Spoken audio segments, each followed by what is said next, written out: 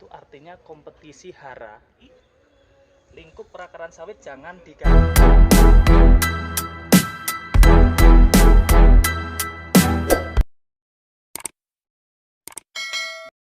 Saudaraku, para petani karet dan sawit, ini kita ketemu dengan salah seorang ahli peneliti dari PPKS Medan nih Pak ya. Ya. Nah ini kita akan bertanya sama Bapak ini dengan pertanyaan satu aja buat saudaraku. Saya sebagai petani punya lahan yang boleh dikatakan siap untuk diproduksikan, tapi saya nggak ngerti apa-apa. Jadi apa yang harus saya tanam dan harus saya lakukan apa terhadap lahan saya tersebut? Oke. Terima kasih Pak atas pertanyaannya. Yang pertama, kalau dari sisi sekarang kita lihat dari perkembangan perkebunan di Indonesia, terutama di bagian perkebunan, mungkin komoditas kelapa sawit menjadi pilihan yang paling baik ya untuk saat ini, di samping dengan harganya yang tinggi, kemudian kebutuhan dari dunia yang semakin meningkat, juga komoditas yang lain yang cukup unggul adalah karet.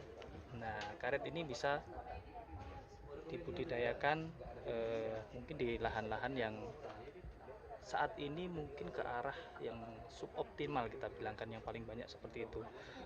Di samping itu, di sisi lain ketika kita sudah mengusahakan komoditas perkebunan itu, untuk meningkatkan pendapatan itu kita bisa melakukan budidaya tumpang sari. Budidaya tumpang sari ini untuk keberlanjutan ekonomi ketika tanaman perkebunan seperti kelapa sawit dan karet pada masa tanaman belum menghasilkan. Contohnya seperti yang di belakang saya ada di sini. Ini ada tumpang sari dengan pisang, di sana ada sawit, di sini ada karet.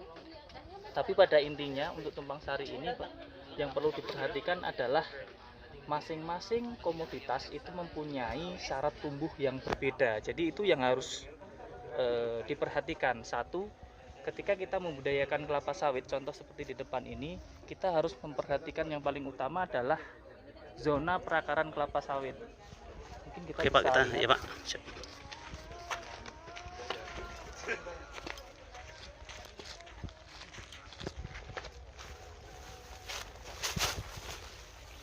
Nah, kalau kita lihat ini salah satu bibit yang sudah ditanam, yang ditumpang sari dengan pisang. Kita lihat performanya lumayan cukup bagus.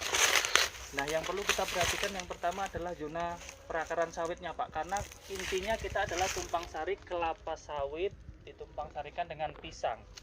Jadi tanaman utamanya adalah kelapa sawit, kemudian tanaman tumpang sarinya adalah pisang. Jadi di usia yang seperti ini, perakaran kelapa sawit itu bisa kita anggap sepanjang dari pelepah. Jadi setidaknya ketika kita akan melakukan tumpang sari, lingkup perakaran sawit jangan diganggu.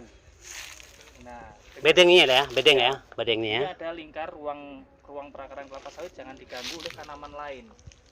Kalau umuran segini kita anggap dia sekitar 1,5 meter, itu dia harus bersih, tidak boleh kita tanam. Jadi tanam pisangnya tidak boleh terlalu dekat dengan tanaman utama kelapa sawitnya. Dampaknya apa Pak? Kalau kita bedengnya tidak kita urus terus dekat dengan tanaman sela seperti hortikultura yang lain, apa Pak? Ya.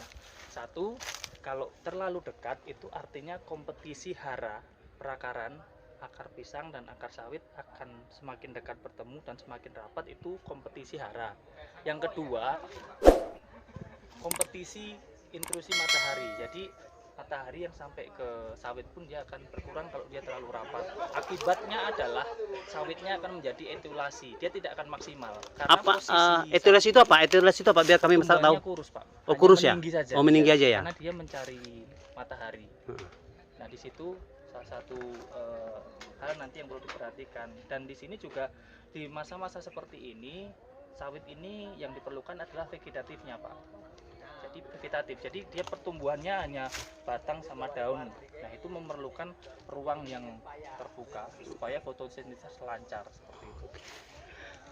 Harapan kita bila Anda ada masalah dalam masalah tanaman-tanaman Anda, baik itukah masalah buka lahan baru, rencana pemupukan, ataupun penelitian lain yang dianggap untuk dalam rangka meningkatkan produksi Anda, silakan datang ke PT Karet Sungai Putih dan juga PPKS, Pusat Penelitian Kelapa Sawit Medan.